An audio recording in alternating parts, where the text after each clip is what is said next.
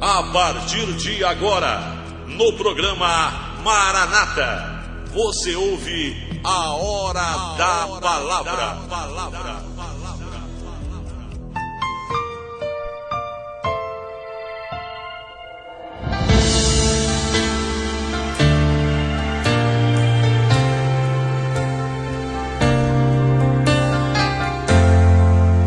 Primeira João, capítulo 5, verso de número 20 e 21, diz assim: E sabemos que já o Filho de Deus é vindo e nos deu entendimento para conhecermos o que é verdadeiro, e no que é verdadeiro estamos, isto é, em seu Filho Jesus Cristo. Esse é o verdadeiro Deus e a vida eterna. Filhinhos, guardai-vos dos ídolos. Amém. Nós estamos lendo esse livro de 1 João, né? Esse João não é não são as escrituras do Evangelho, né? São cartas mais adiante, bem próxima do Apocalipse que João escreveu. E aqui ele fala da questão, né, da nossa relação espiritual com a palavra de Deus. Então você que está me ouvindo nessa manhã pela Rádio Regional, você que está ouvindo pela internet, vamos meditar e entendermos que esse versículo, ele fala de duas coisas que são muito interessantes acerca da nossa fé, daquilo que nós cremos. Primeiramente, nós sabemos algumas coisas da nossa vida.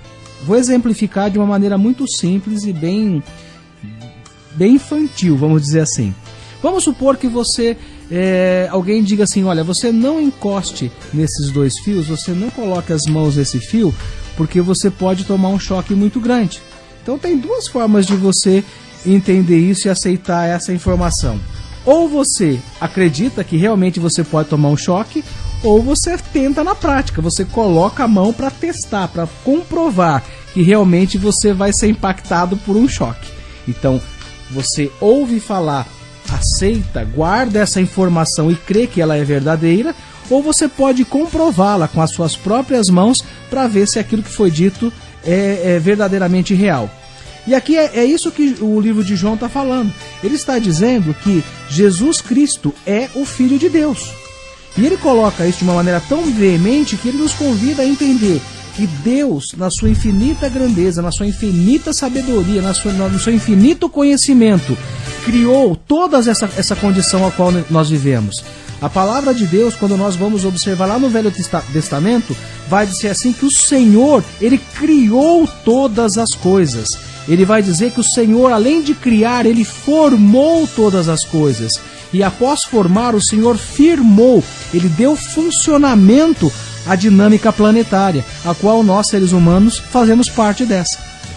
Aí Jesus, ele vem também por uma missão divina. Jesus, ele é enviado à Terra numa condição de salvador de um povo. E essa condição de salvador, ela é estendida a todas as pessoas, a todas. Ela não é de maneira restrita.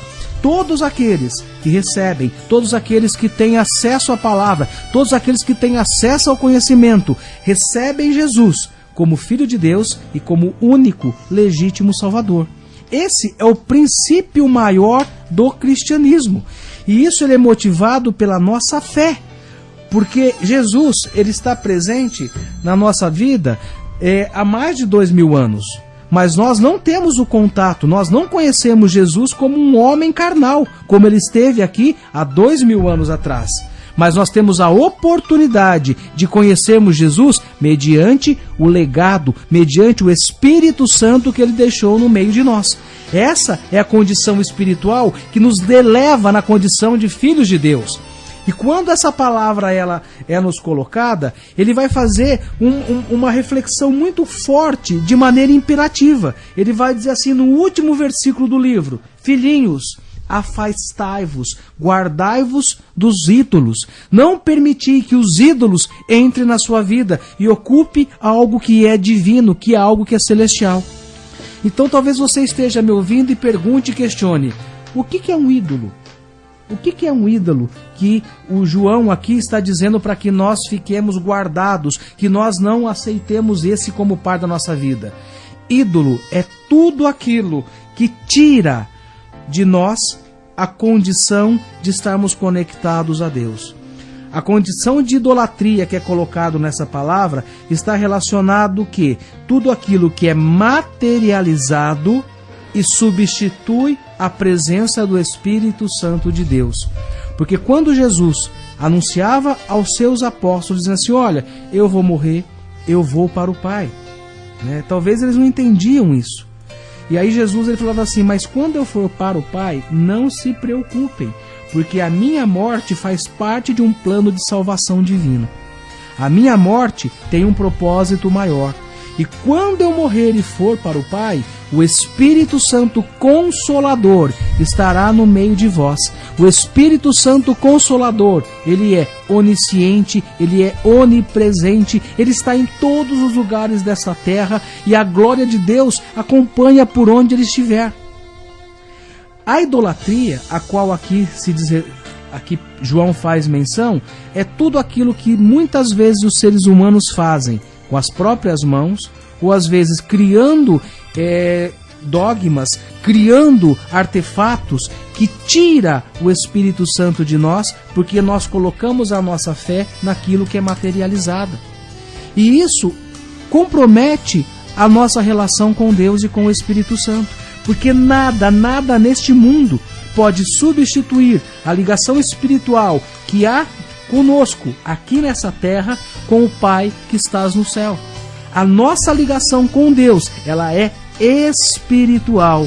Então, quando nós devemos guardar da idolatria, João está dizendo assim, tira da sua vida tudo aquilo que tem um peso maior do que a presença na sua vida. Então, afasta isso das tuas relações de fé, porque isso não agrada a Deus. É comum nós observarmos uma explosão das igrejas, principalmente as evangélicas, em relação ao acesso à internet, à televisão. E dentro dessa explosão conceitual, nós temos muitos pastores que assumem um papel de líder, nós temos muitos grupos de louvores que assumem uma condição assim bastante intensa na condição dos serviços de adoração à igreja. E talvez muitas pessoas acabem idolatrando até mesmo a figura de um pastor, idolatrando a figura de um músico, de um grupo de louvor. E isso não agrada a Deus, porque toda honra, todo louvor, toda glória, toda majestade só pode ser dado a Deus. Deus diz na palavra dele que ele não divide a sua glória com ninguém. Então um passo de fé é entronizar Deus no nosso coração como único, soberano e absoluto.